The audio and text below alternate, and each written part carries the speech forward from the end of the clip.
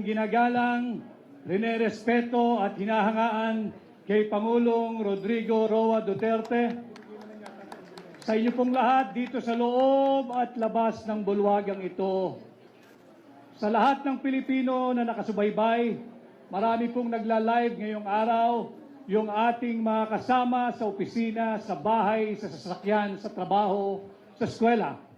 Ganon din ho sa mga Pilipinong overseas Filipino workers at migrants saan mapanig ng mundo.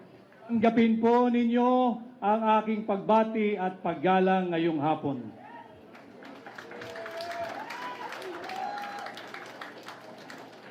Ako po ay nagpapasalamat at ako'y gabilang sa inyong programa ngayong hapon. Salamat kay Pangulong Duterte at ako'y isinama dito sa tinatawag nating Duterte Senatorial Candidates.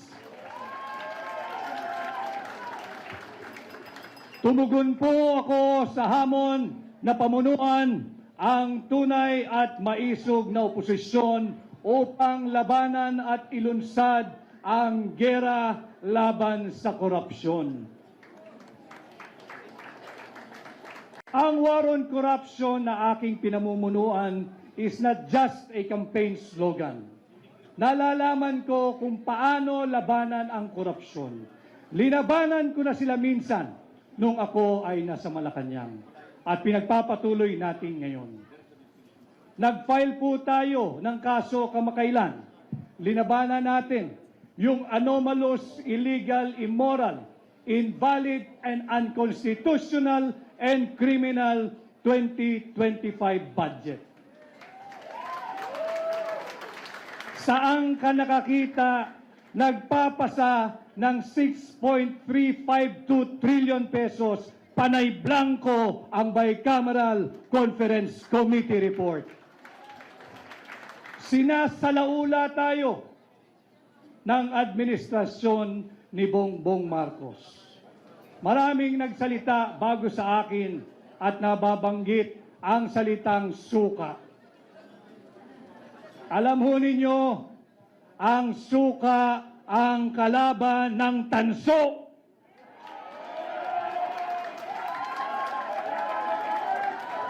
Ang suka ang kalaban ng pekeng ginto.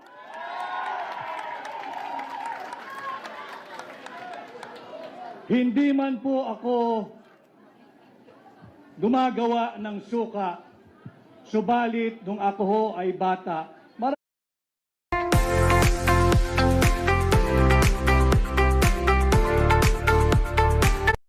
maraming beses din naman akong nautusang bumili ng suka ng aking ina.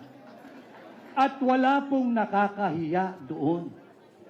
Sapagkat bagamat ako ho ay nakabili ng suka ng maraming ulit at nautusang bumili ng suka ng maraming ulit, may diploma ho ako at nakapagtapos ako ng kolehiyo.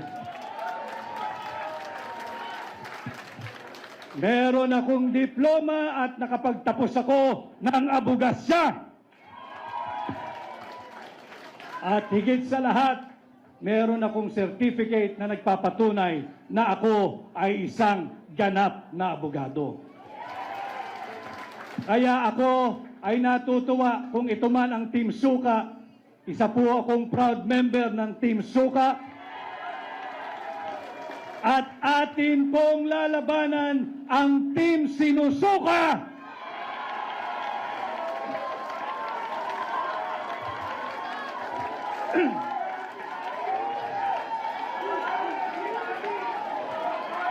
Labanan natin ang mga mambubudol,